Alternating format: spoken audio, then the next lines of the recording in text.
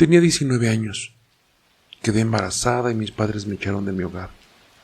Así que me mudé a una casa con mi novio. La casa no le pertenecía a él. Era de su madre, quien nos dejó vivir ahí sin problema. La primera tarde de la mudanza, llevamos muchas cajas, bolsos, muebles. Los padres de mi novio nos ayudaron bastante. Un día, buscando una prenda de ropa mía, me doy cuenta de que me faltaban algunas cosas.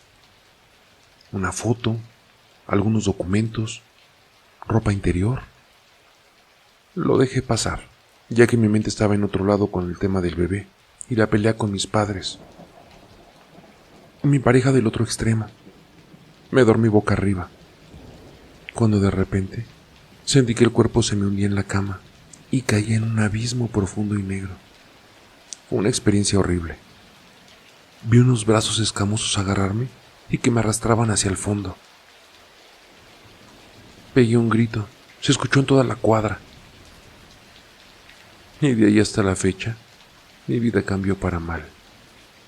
Muertes de mascotas, hormigas en la cama, cosas que se rompían. Y la gente que antes me quería, de a poco comenzaron a alejarse de mí. Por otro lado, mi hijo mayor veía unos duendes con orejas largas. Me decía que se sentaban en la cama. Sufría pánico y no quería dormir de noche, por lo que tenía que mandarlo con su abuela. Lo más feo y asqueroso que me pasó ahí en la casa fue estar sola una mañana, cuando mi pareja se iba a su trabajo. Aún recostada en la cama, me di la vuelta y vi un muerto con cara podrida hablándome y diciéndome: «Perdón, me mandaron a molestarte». A todo el mundo que le contaba lo que estábamos viviendo, me decía lo mismo, que mi suegra era la culpable. Tengo una compañera que tiene como un sexto sentido, percibe energías y puede ver las almas. Y ella fue la que me empezó a ayudar con ese tema. El primer día que entró a mi casa, le dieron ganas de vomitar. Me decía que hasta los muebles estaban infestados por algo malo, y mientras recorría la casa, se dirigió al patio. Y después de unos minutos, me dijo: «Hay bebés acá, han enterrado cosas». Cuando entró al comedor otra vez, se paró enfrente de la estufa de leña y le clavó la mirada a un solo objeto: el robot de mi hijo, el que le habíamos regalado el día del niño. El juguete medía más o menos 1 metro de largo. Caminaba, encendía las luces y hacía sonidos. No sé qué hizo ella, pero lo miró fijo hasta que el robot se encendió solo y la miró. Frente a mí el juguete emitió una risa burlesca, como la de un duende. Me quedé estupefacta. Ella me dijo lo siguiente: «Tu hijo ha llevado ese juguete a otra casa, y en esa casa le han metido un ser maligno. Lo tengo que mandar al otro plano». Era tal cual.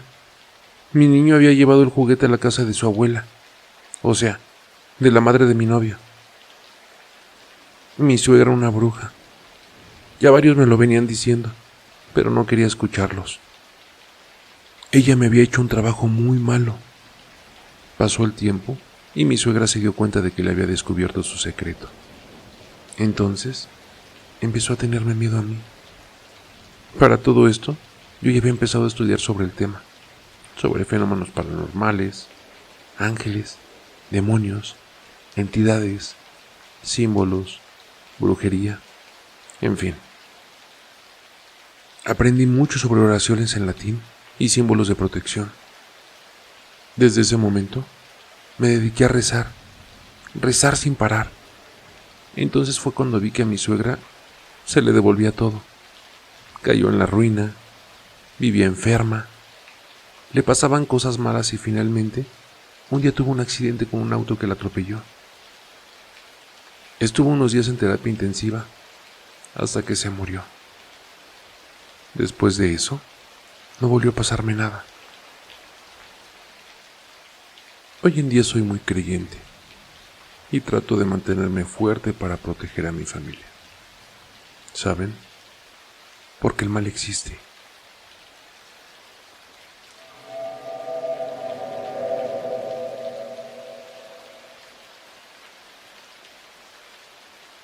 Era mi primer día de trabajo en un hotel. No tenía experiencia en este tipo de actividades, pero siempre he sido un aventurero. El lugar era acogedor, de evidente antigüedad, paredes y columnas muy bien construidas. Las puertas estaban hechas de una madera muy resistente. Me asignaron de recepcionista en el turno de la noche, y como se trataba de temporada alta, me era imposible conciliar el sueño. El timbre sonaba cada cierto tiempo. Eran los clientes que ya llevaban hospedados algunos días atrás. Otros eran jóvenes que querían solo pasar la noche. Eran las 2 de la madrugada, y para evitar dormir, me preparé un café muy caliente para aliviar un poco el intenso frío que hacía ahí. Luego me dediqué a leer. Estaba tan concentrada en la lectura, lo recuerdo perfectamente. El libro de George Orwell, 1984. De repente, el timbre sonó, así que abrí la ventanilla de madera para observar quién era, pero no se veía nadie. Algún bromista, pensé. No obstante, ni bien había pasado un minuto, volvió a sonar el timbre. Me levanté de mi asiento, saqué la cabeza por la ventanilla. Nada. Otra vez, nada. Intrigado fui a revisar las cámaras, y efectivamente, no era posible divisar a nadie a esas horas de la noche. Apenas me había sentado para continuar mi lectura, cuando nuevamente volví a escuchar ese molesto sonido. No me levanté esta vez. Pensé que se podía tratar de una falla del timbre, pero el ruido, bastante incómodo, continuó durante casi toda la noche.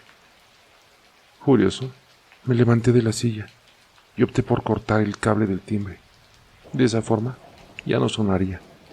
Y afortunadamente, ya no sonó.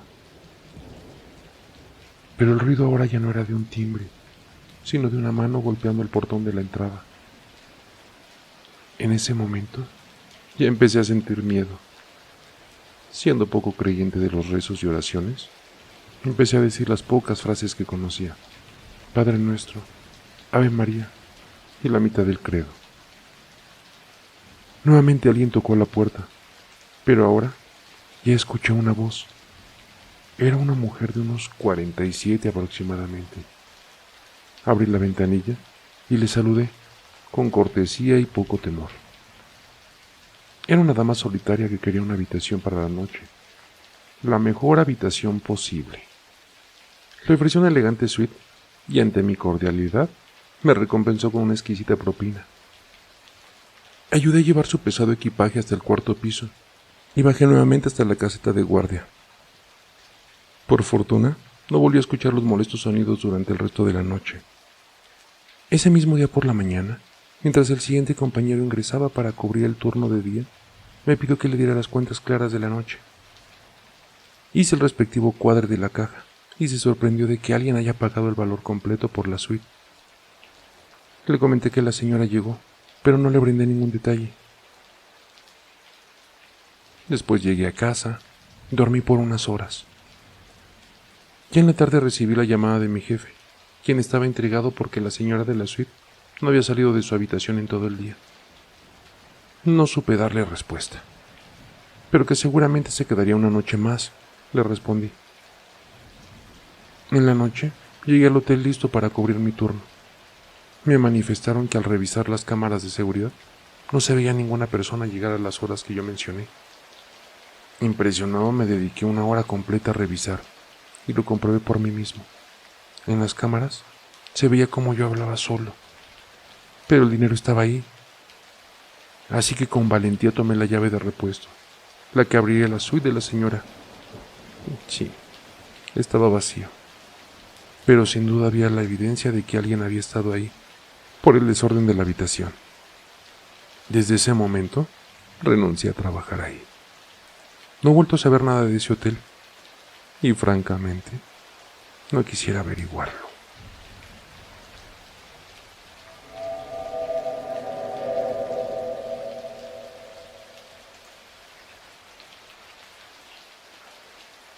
Estaba estudiando la carrera de médico forense y me tocaba hacer mis prácticas en el turno de noche de la morgue.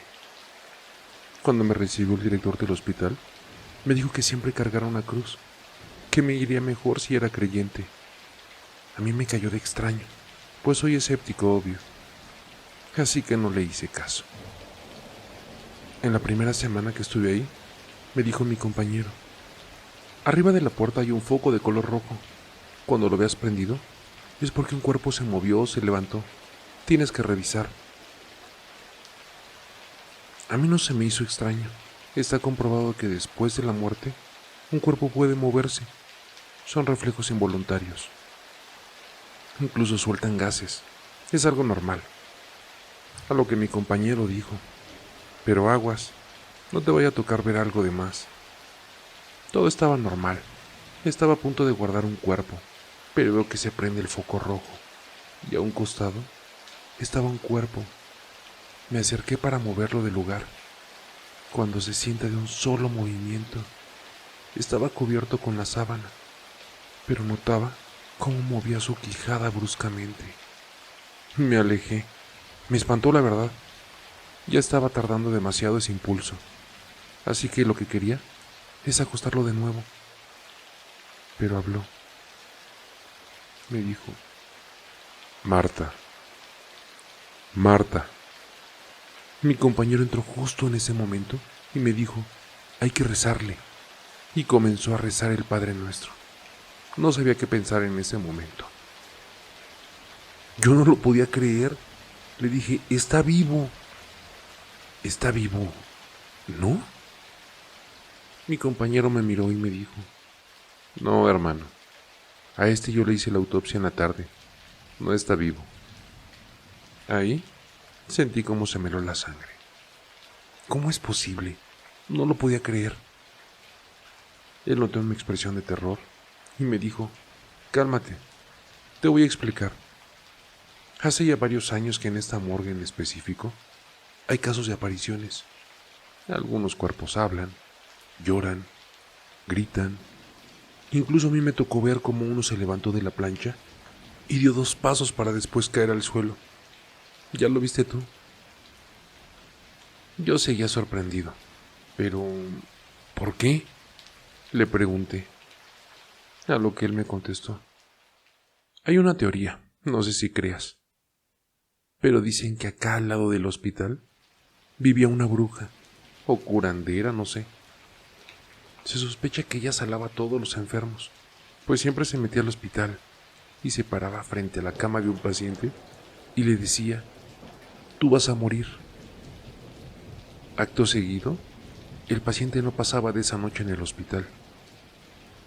Unos familiares de un enfermo se quejaron, pues después de que ella dijo eso, tuvo un ataque al corazón y murió.